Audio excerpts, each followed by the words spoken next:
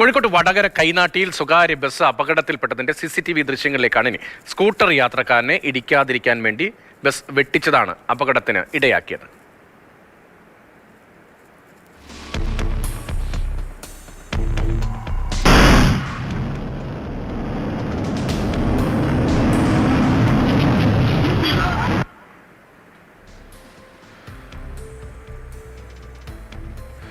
അഞ്ജന സുകുമാരൻ വിവരങ്ങളുമായിട്ട്. അഞ്ജന, ആ സ്കൂട്ടറിലുണ്ടായിരുന്ന ആളുടെ ജീവൻ നഷ്ടമാകുന്ന വലിയൊരു അപകടത്തിന് സാധ്യത ഉണ്ടായിരുന്നു. അതേസമയം തന്നെ ബസ്സിലും യാത്രക്കാർ ഉണ്ടായിരുന്നില്ലേ? ബസ്സിലുള്ളവർക്ക് പരിക്കുണ്ടോ?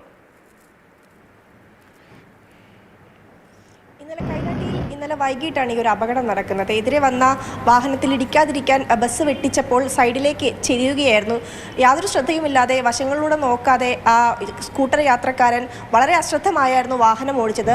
വൈകിട്ടായിരുന്നു അപകടമുണ്ടായത്. അതുകൊണ്ട് തന്നെ സ്കൂൾ വിദ്യാർത്ഥികളും കോളേജ് വിദ്യാർത്ഥികളും ഉൾപ്പെടെ നിരവധി ആളുകൾ ഈ ബസ്സിലുണ്ടായിരുന്നു.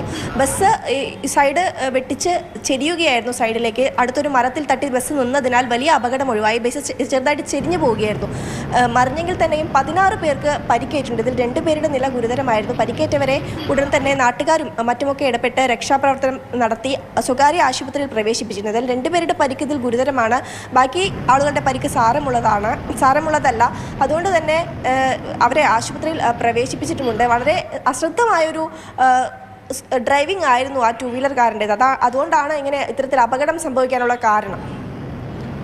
റോഡിൽ നിന്ന് പ്രധാനപ്പെട്ട പാതയിലേക്ക് കയറുകയായിരുന്നു. മുന്നിൽ വാഹനമില്ലാത്ത റോഡ് എന്ന നിലയിൽ സാമാന്യം വേഗതയിൽ തന്നെയാണ് ബസ്സും പോയിക്കൊണ്ടിരിക്കുന്നത്. അതിനിടയിലാണ് അപ്രതീക്ഷിതമായി ഒരു സ്കൂട്ടർ മുന്നിൽ പെടുകയും പെട്ടെന്ന് ബസ് സൈഡിലേക്ക് തിരിക്കുകയും ചെയ്ത് ബസ് മറിഞ്ഞ് 16ഓളം പേർക്ക് പരിക്കുണ്ട്. 2 പേരുടെ പരിക്ക് അല്പം ഗൗരവമുള്ളതായിരുന്നു എന്നാണ് അഞ്ജന റിപ്പോർട്ട് ചെയ്യുന്നത്. കോഴിക്കോട്ട് നിന്നുള്ള ദൃശ്യങ്ങളാണിത്. വടകര കൈനാട്ടിയിലാണ് സ്വകാര്യ ബസ് അപകടത്തിൽപ്പെട്ടത്.